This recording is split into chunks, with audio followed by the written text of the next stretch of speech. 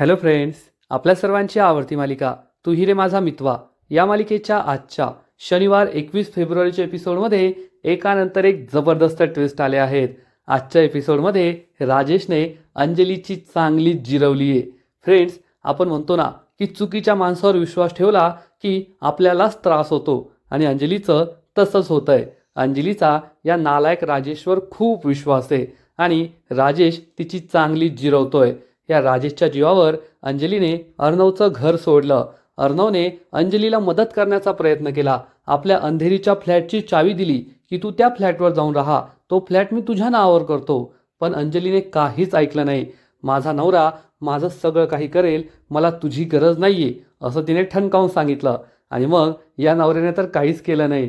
शेवटी अंजलीने वॉचमनच्या मदतीने एका चाळीमध्ये एक खोली शोधली. पण या खोलीचं डिपॉझिट आणि भाडं भरायला राजेशकडे पैसे नव्हते. शेवटी अर्णवनेच हे पैसे भरले. पण एवढं होऊन सुद्धा राजेशने चक्क आपल्या 8 महिन्याच्या गरोदर बायकोला जमिनीवर झोपवलं आणि स्वतः मात्र बेडवर झोपला. आणि या बाईला त्रास होऊ दे, आता तिची मी जिरवतोच असा विचार तो करतोय. मग हे सगळं घडलं तरी कसं, हे जाणून घेण्यासाठी हा व्हिडिओ शेवटपर्यंत नक्की पहा. फ्रेंड्स, आजच्या एपिसोडच्या सुरुवातीलाच अंजली भर उन्हात उभी असते आणि तेवढ्यात राजेश तेथे वडापाव घेऊन येतो आणि म्हणतो, अंजली, मी खूप शोधलं पण या एरियात चांगली हॉटेल्स नाहीये, मला फक्त एवढा एक वडापाव सापडला. अंजली म्हणते, ठीक आहे, काही प्रॉब्लेम नाहीये, तुम्हाला रूम सापडली का? राजेश तिला खोटं सांगतो, मी रूम शोधण्याचा खूप प्रयत्न केला पण एकतर रूम खूप महाग आहेत, आपल्या बजेटच्या बाहेर आहेत, त्यामुळे मला रूमच नाही सापडली. अंजली म्हणते, असं झालं का? ठीक आहे, तुम्ही तुमच्या एखाद्या मित्राला कॉल करा ना, त्याच्या ओळखीने आपल्या रूम सापडेल. तर राजेश म्हणतो, मी फोन केला असता पण माझे सगळे मित्र आपल्याला महागड्या रूम सांगतील आणि आपलं तेवढं बजेट नाही आहे. त्यापेक्षा तू एक काम कर, आपल्या बंगल्याचे वॉचमॅन काका आहेत ना, त्यांना कॉल कर, त्यांच्या चाळीत आपल्या रूम मिळून जाईल. अंजलीला हे आयडिया पटते. अंजली म्हणते, ठीक आहे, मी त्यांनाच कॉल करते, कारण तसंही ते चाळीत राहतात आणि ते जे रूम सांगतील त्या रूमची किंमत कमी असेल, भाडं कमी असेल तर आपल्याला ती परवडेल सुद्धा. राजेश म्हणतो, हो हो, नक्की कर. अंजली ही फोन करणार. इतक्यात अर्णव आणि ईश्वरी तेथे येतात. या दोघांना पाहून राजेश खूप खुश होतो, आले आम्हाला घरी न्यायला. पण अंजलीच्या तोंडावर 12च वाजलेले असतात. ती या दोघांना पाहून खूप चिडते. अर्णव अंजलीला विचारतो, ताई, तू उन्हात एकटीच इथे उभी होतीस का आणि हा माणूस कुठे गेला होता? आणि अंजली खूप चिडते आणि म्हणते, हे अर्णव, यांच्याशी नीट बोलायचं, आता ते काही तुझ्या आश्रित नाहीये, त्यांचा असा अपमान करायचा नाही. त्यामुळे अर्णवची बोलतीच बंद होते आणि राजेश अर्णव आणि ईश्वरीकडे पाहून हसू लागतो. कशी जिरली. हे दोघे सुद्धा खूप चिडतात. अर्णव हा अंजलीला समजावून सांगतो, ताई, तुझा राग माझ्यावर आहे ना, तुला माझ्या घरात नाही राहायचंय, ओके, ही घे आपल्या अंधेरीच्या फ्लॅटची चावी, तू त्या फ्लॅटवर राहायला जा. मी आत्ताच्या आत्ता हा फ्लॅट तुझ्या नावावर करतो, पण माझ्या रागामुळे तुला आणि स्वतःच्या बाळाला त्रास देऊ नकोस. अंजली काहीच बोलत नाही. राजेश मात्र चांगलाच खुश होतो की आता अंधेरीच्या फ्लॅटवर राहायला जायचं आणि हा फ्लॅट चक्क अंजलीच्या नावावर होणार, म्हणजे आपली मज्जा. तो चांगलाच खुश असतो. पण अंजलीच्या मनात मात्र वेगळंच असतं. आणि अर्णव हा अंजलीसमोर हातात चावी पकडतो की ताई, ही चावी घे, अंधेरीच्या फ्लॅटवर जा, तेथे सुखाने राहा. पण अंजली मात्र यासाठी तयार होईल असं वाटत नाही, कारण ती फक्त अर्णव आणि ईश्वरीला रागाने पाहत असते आणि मला ही चावी घ्यायची नाही असं डोळ्याने दाखवते. पण राजेशला मात्र असं वाटतं की अंजली आता ही चावी घेईल आणि आपण अंधेरीच्या फ्लॅटवर जाऊन ऐशोआरामात राहूया. तर दुसरीकडे आकाश आणि नम्रता हे दोघे बोलत असतात. तर सुप्रिया त्यांना समजावून सांगते, मी तुमच्या दोघांचं बोलणं ऐकलंय, घरी एवढा मोठा प्रॉब्लेम झालाय, त्यामुळे मी तुम्हाला एक सल्ला देते, तुम्ही दोघांनी आता एकमेकांना भेटू नका. हे ऐकून आकाश आणि नम्रताला मोठा धक्काच बसतो. नम्रता ही सुप्रियाला काही बोलणार तर सुप्रिया तिला समजावून सांगते, नम्रता, मी तुझ्यापेक्षा खूप जास्त दिवस पाहिले आहेत, मला परिस्थिती कळते आणि आता या परिस्थितीमध्ये कुणीही तुमच्या लग्नाचा विचार करणार नाही, लग्नाबद्दल काहीच गोष्टी घडणार नाही, त्यामुळे तुम्ही दोघांनी एकमेकांना न भेटलेलंच बरं. तुम्हाला माझा सल्ला ऐकायचा असेल तर तुम्ही ऐकू शकता. आणि आकाश म्हणतो, नाही काकू, मला पटतंय, तुम्ही जे बोलताय ना ते अगदी योग्य आहे. नम्रता म्हणते, हो आई, मला तुझं सुद्धा पटतंय. पण या सीनमध्ये हेच कळत नाही की आकाश आणि नम्रता या दोघांचा साखरपुडा झालाय, लग्नाची सगळी बोलणी झाली आहे. आज ना उद्या या दोघांचं लग्न होणारच आहे. तरीसुद्धा सुप्रियाला या दोघांना भेटू द्यायचं नाहीये, कारण सुप्रियाला असं वाटतं की या दोघांचं लग्न होईलच अशी शक्यता तिला सुद्धा कमी वाटते. आणि आकाश आणि नम्रता हे तर साधे भोळेच आहेत आणि ते यासाठी तयार होतात की ठीक आहे, आम्ही दोघे एकमेकांना भेटणार नाही. आणि सुप्रिया तेथून निघून जाते. आकाश आणि नम्रता खूप दुःखी होतात. इकडे अर्णव हा अंजलीसमोर ही चावी ठेवतो आणि म्हणतो, ताई घे ही चावी. आणि राजेश ही चावी घेणार इतक्यात अंजली त्याचा हात दूर लोटते. त्यामुळे अर्णव, राजेश, ईश्वरी या सगळ्यांनाच जबर धक्का बसतो आणि अंजली चिडून म्हणते, मला तुझी कोणतीही मेहरबानी नकोय अर्णव. आणि राजेश त्याच्या डोक्यावरच जोरात हात मारून घेतो. बावळट बायको कुठली, असं तो मनातल्या मनातच म्हणतो. आणि अंजली यानंतर चक्क तिची बॅग घेते आणि रस्त्याने जाऊ लागते आणि तिच्या मागे मागे राजेश जात असतो. ईश्वरी आणि अर्णव दुःखी होऊन त्यांच्याकडे पाहतात. राजेश हा डोक्याला हात मारतो आणि इशाऱ्याने अर्णवला म्हणतो, काय तुझी बावळट बहीण कशी वागते पहा. आणि तो अंजलीबरोबर तेथून निघून जातो. अर्णव आणि ईश्वरीला कळतच नाही की आता ताईला कसं समजावून सांगावं आणि त्यांची मदत कशी करावी. ईश्वरी अर्णवला शांत करते, त्याला समजावून सांगते. तर आकाशला सुद्धा नम्रता समजावून सांगते आणि विचारते, सर काय झालं, आई आता जे काही बोलली त्यामुळे तुम्हाला वाईट वाटतंय ना. तर आकाश सांगतो, नाही, मला आईंच्या म्हणण्याचं काहीच वाईट वाटलं नाही. उलट त्या तर एकदम योग्यच बोलल्यात की जोपर्यंत हे सगळं प्रकरण शांत होत नाही तोपर्यंत आपण एकमेकांना भेटायला नको. नम्रता खुश होते आणि आकाशच्या हातात हात देऊन म्हणते, सर या वाईट परिस्थितीत मी नेहमी तुमच्या बरोबर आहे, तुम्ही काळजी करू नका, सगळं काही ठीक होईल. हे दोघेही एकमेकांचा हात हातात घेतात. आकाश प्रेमाने नम्रताच्या गालावर हात ठेवतो. हे दोघे एकमेकांचा निरोप घेतात. आकाश तेथून निघून जातो.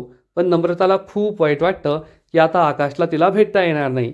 इकडे अंजली ही रस्त्याने जात असताना वॉचमॅन काकांना कॉल लावते.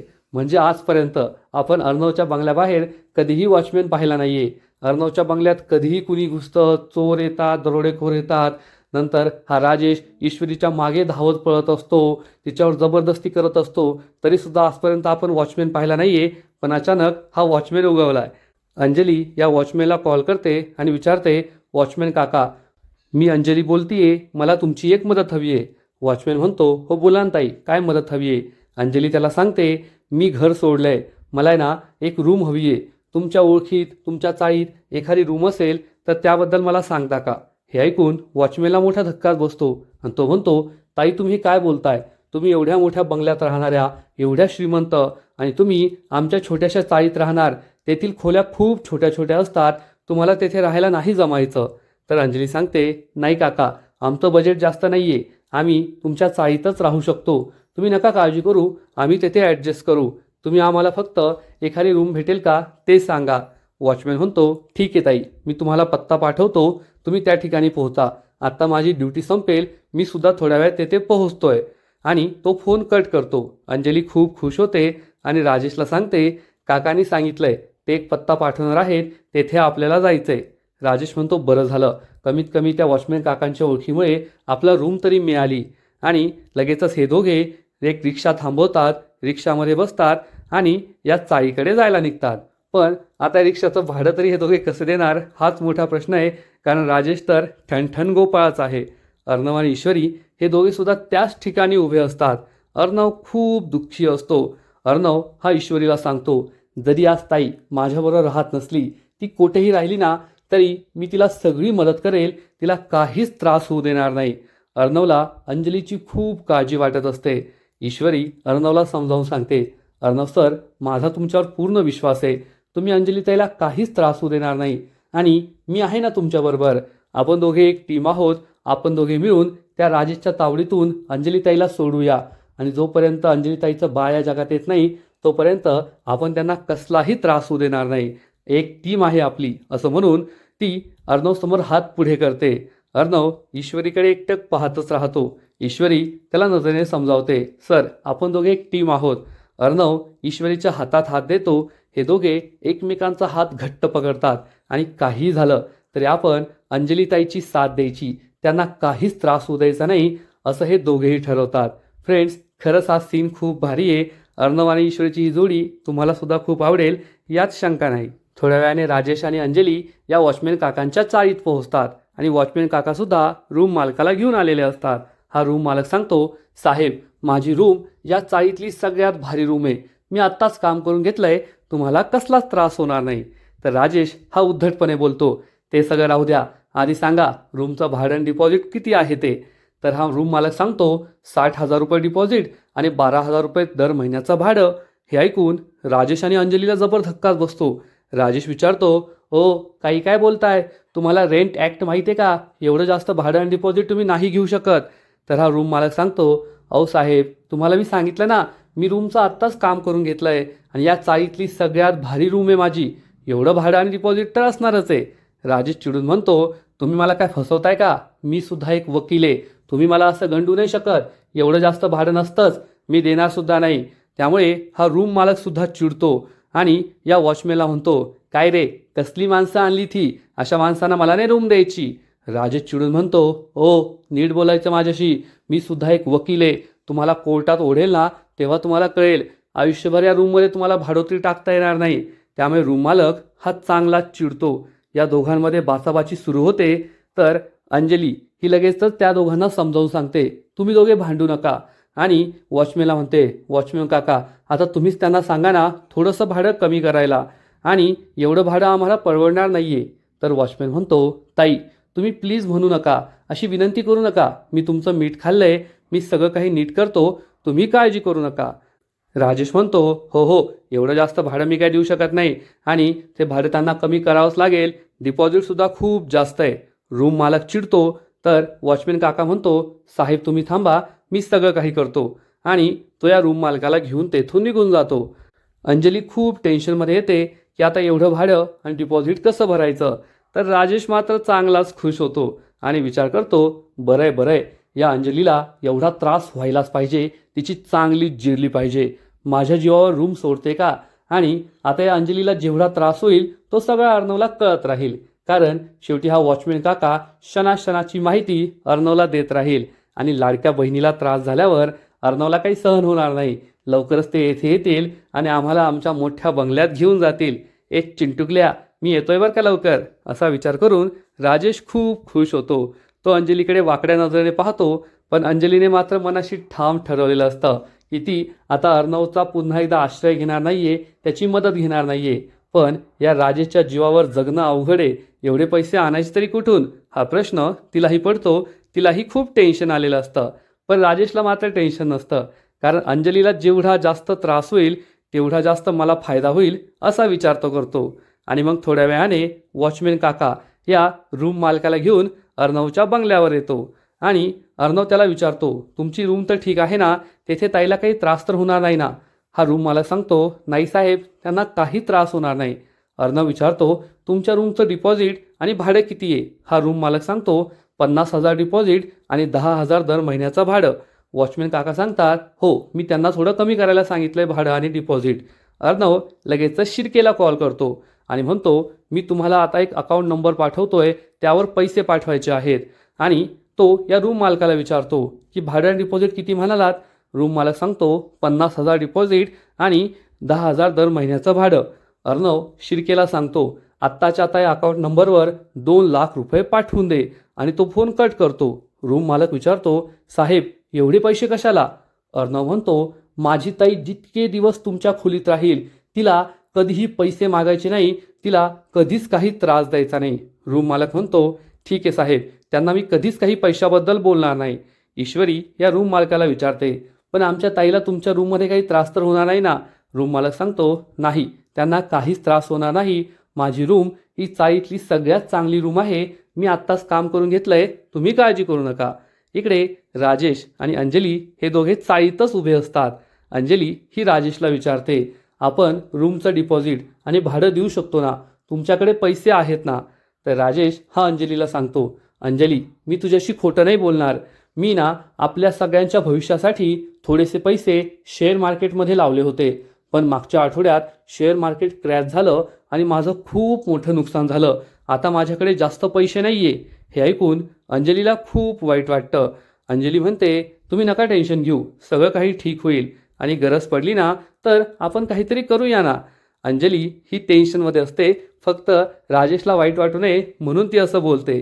तर राजेश मात्र खुश असतो आणि म्हणतो, तुला काय वाटलं तुझ्यासाठी या भंगार खोलीसाठी मी माझ्याकडचे पैसे देईल का? एकतर आधीच माझ्या डोक्यावर एवढं कर्ज आहे आणि तुझ्या मूर्खपणामुळे आपण सकाळपासून भर उन्हातानाचे येथे फिरतोय. या घाणेरड्या चाळीत खोलीत मला राहावं लागतंय. आता जे काही होईल ना ते तूच सहन कर, मी नाही सहन करणार. आणि तेवढ्यात एक माणूस तेथे येतो आणि म्हणतो, साहेब मी टेम्पोमध्ये सगळं सामान भरून आणलंय. घरातलं सामान, किचनचं सामान ते कोठे खाली करायचंय? तर राजेश खूप खुश होतो. त्याला समजतं की अर्णवने सगळं सामान पाठवलंय. अंजली विचारते, हे सगळं सामान तुम्ही मागवलंय का? राजेश सांगतो, मी कसलं मागवतोय? येथे वडापाव खायला पैसे नाही माझ्याकडे, एवढं सामान मी कसं मागवणार? अंजली या माणसाला विचारते, मग हे सामान कुणी पाठवलंय? तर हा माणूस सांगतो, अर्णव राजेश शिर्के यांनी पाठवलंय. अंजलीला खूप राग येतो. राजेश म्हणतो, हो हो आमचं सामान आहे, ते सगळं सामान उतरव, मी तुला दाखवतो कुठे ठेवायचं आहे ते. तर अंजली म्हणते, नाही दादा आम्हाला हे सगळं सामान नको आहे. हे ऐकून राजेशला जबर धक्काच बसतो, पण तो अंजलीला काहीच म्हणत नाही आणि या माणसाला सांगतो, ओ दादा आता या म्हणाल्यात ना की आम्हाला सामानाची गरज नाही आहे, तुम्ही हे सामान मागे घेऊन जा. आणि हा माणूस तेथून निघून जातो. अंजली खूप दुःखी असते. अर्णवची कोणतीच मदत घ्यायची नाही असं तिने ठरवलेलं असतं.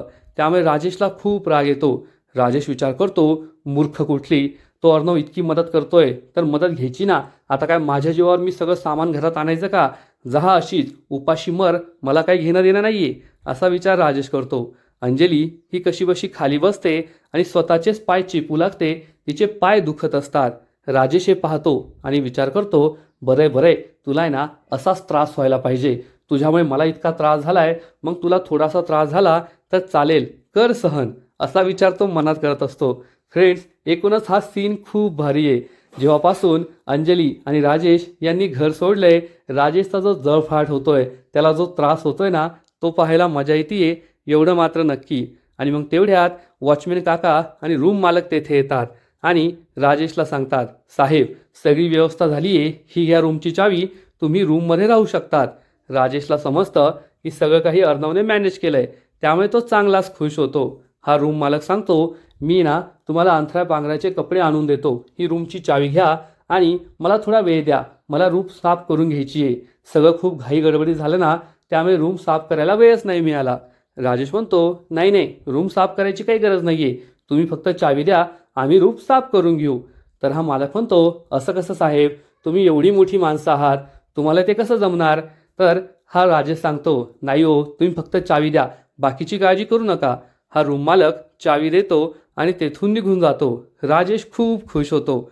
अंजलीकडे पाहून विचार करतो, कशाला मरायला रूम साफ करायची आहे, या अंजलीला थोडं धुळीत राहू दे ना, तेव्हा तिची अक्कल ठिकाणावर येईल. माझ्या जीवावर आली या चाळीत राहायला, तिला काय वाटतं मी का तिला पोसू शकतो का? अरे हाड, तू मला पोसायचं सोडून मी कुठे तुला पोसू, असा विचार राजेश करतो. आणि तेवढ्यात वॉचमॅन काका त्यांना अंथऱ्या पांघराचे कपडे आणून देतो. राजेश हे कपडे घेतो आणि वॉचमॅन काका अंजलीला विचारतो, ताई अजून काही हवं आहे का? अंजली सांगते, नाही काका, तुम्ही एवढी मदत केली तीच खूप झाली, आता आम्हाला काही नको आहे. काही हवं असेल तर आम्ही नक्की सांगू. आणि वॉचमॅन काका तेथून निघून जातात. अंजली आणि राजेश या रूमचा दरवाजा उघडतात, रूममध्ये येतात. तर रूममध्ये खूप धूळ असते आणि एवढ्या मोठ्या बंगल्यात राहिलेली अंजली या छोट्याशा रूमकडे पाहते आणि आपण इथे कसं राहणार ही काळजी तिलाही वाटते. आणि या रूममध्ये जी काही धूळ असते त्याचा त्रास तिलाही होत असतो. तिला शिंका येऊ लागतात. राजेश हे सगळं पाहून खूप खुश होतो. अंजली म्हणते, चला सगळ्यात आधी ना आपण या रूमची साफसफाई करून घेऊया, येथे खूप धूळ आहे. राजेशला खूप राग येतो आणि तो म्हणतो, तू बावटेस का, किती रात्र झाली आहे पहा, सकाळपासून उन्हातानाचे फिरतोय, कधी एकदा पाठ टेकवेल असं झालंय मला, उद्या सकाळी करूया, आत्ता मला झोपायचंय. हे ऐकून अंजलीला मोठा धक्काच बसतो. तिला खूप वाईट वाटतं. राजेश म्हणतो, नाही नाही मला तसं नव्हतं म्हणायचं, मी तर म्हणत होतो की आपण खूप थकलोय ना, आता आराम करायला हवा आणि तुला सुद्धा आरामाची गरज आहे. चल आपण आता झोपूया, उद्या सकाळी सगळी साफसफाई करू. अंजली म्हणते, ठीक आहे. आणि मग राजेश हा आजूबाजूला पाहतो तर त्याला एक बेड दिसतो. आता कोणताही पुरुष ज्याची बायको 8 महिन्यांची गरोदर आहे, तो असा विचार करेल की या बेडवर मी माझ्या बायकोला झोपवतो. पण राजेशला अंजलीवर प्रेम नाही आहे, तो काय माणूस आहे हे आपल्या सगळ्यांना माहिती आहे. आणि राजेश चक्क या बेडचा ताबा घेतो, या बेडवर अंथरून पांघरून टाकतो आणि अंजलीला म्हणतो, मी ना या बेडवर झोपतो, तू तुझं तुझं पहा. अंजलीला जबर धक्काच बसतो, पण शेवटी ती राजेशला देव मानते, त्यामुळे तिला काही चुकीचं वाटत नाही आणि ती म्हणते, हो हो तुम्ही झोपा, मी पाहते माझं माझं. आणि राजेश मस्त या बेडवर झोपतो, अंगावर अंथरून पांघरून टाकतो आणि अंजली ही आजूबाजूला पाहते. आता मी कोठे झोपायचं हा प्रश्न तिला पडतो आणि तेवढ्यात अंजलीला जमिनीवर काही पुठ्ठे पडलेले दिसतात आणि हे ती सगळे पुठ्ठे एका बाजूला एक घेते, या पुठ्ठ्यांचा एक बेड बनवते, त्याच्यावर अंथरून टाकते आणि मग या बेडवरच झोपण्याचा विचार करते. राजेश हे सगळं पाहत असतो आणि चांगलाच खुश होतो आणि म्हणतो, झोप झोप, तू ना त्या बेडवरच झोप जमिनीवर, तुला असंच पाहिजे. तू मला या चाळीत आणलंय ना, मग आता तुझे सुद्धा हाल व्हायलाच पाहिजे आणि जेवढा जास्त त्रास तुला होईल तेवढे कमी दिवस आपण या चाळीत राहू, या खोलीत राहू. असा विचार करून राजेश स्माईल करतो आणि झोपी जातो. फ्रेंड्स, आजचा एपिसोड येथेच संपतो. खरंच तू ही रे माझा मितवा या मालिकेत जेव्हापासून अंजली आणि राजेशने घर सोडलंय ना, मालिका पाहायची मजा वाढली आहे, एवढं मात्र नक्की. अर्णव आणि ईश्वरी तर दुःखी आहेत, पण राजेश आणि अंजली या दोघांची चांगली जिरतीये. अंजली सुद्धा कळायला हवं की तिने राजेशवर जो विश्वास ठेवलाय तो चुकीचा आहे आणि राजेशला जो त्रास होतोय तो पाहून तर मजा येते, एवढं मात्र नक्की. आजचा एपिसोड तर भारी होता, पण या मालिकेचा पुढील एपिसोड आणखीन भारी असणार आहे, आणखीन मोठा ट्विस्ट येणार आहे. मग नेमकं घडणार तरी काय? तर फ्रेंड्स, पुढील एपिसोडमध्ये आपण पाहू की अर्णव हा झोपलेला असेल, ईश्वरी त्याला उठवणार आणि म्हणेल, सर चला उठा लवकर, तुम्हाला एक्सरसाइज करायची आहे ना. तर अर्णव ईश्वरीवरच ओरडणार, तू गप्प बस ना, कशाला माझ्याकडे एवढं लक्ष देते, मी माझं माझं पाहिल, मला काय करायचं आहे आणि काय नाही करायचं आहे. ईश्वरीच्या लक्षात येईल की अर्णवला अंजलीचं टेन्शन आहे म्हणून तो असा वागतोय, पण हा इतक्या टेन्शनमध्ये नेहमी का राहतो आणि याला कसं नॉर्मल करावं हाच विचार ईश्वरी करणार. तर अंजली ही दुसऱ्या दिवशी झोपेतून उठणार तर तिला राजेश आपल्या खोलीत नाही दिसेल आणि मग ती लगेच त्या वॉचमॅन काकांना विचारेल, राजेश खोलीत नाहीये, तुम्ही त्यांना पाहिलंत का? वॉचमॅन काका सांगतील, नाही मी तर त्यांना नाही पाहिलं. आणि अंजलीला खूप टेन्शन येईल. सकाळी सकाळी राजेश कोठे गेला, त्याला कोठे शोधायचं हा प्रश्न अंजलीला पडणार आणि मग हा वॉचमॅन काका अर्णवला फोन करून सांगेल की राजेश घरात नाहीये आणि अंजलीताई त्याला शोधताय, त्या खूप टेन्शनमध्ये आहेत. हे ऐकून अर्णवला सुद्धा जबर धक्का बसणार.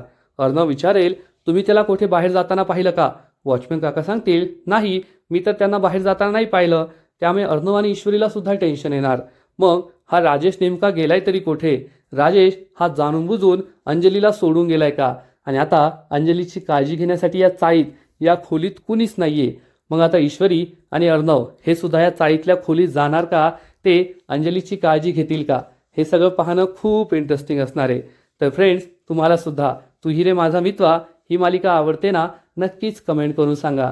आणि या मालिकेचे असेच नवीन नवीन अपडेट्स सर्वात आधी जाणून घेण्यासाठी व्हिडिओला लाईक करा, शेअर करा, चॅनलला सबस्क्राईब करून बेल आयकॉनवर क्लिक करा, म्हणजे या मालिकेचे नवीन नवीन एपिसोड तुम्हाला सर्वात आधी पाहायला मिळतील. खूप खूप खूप धन्यवाद.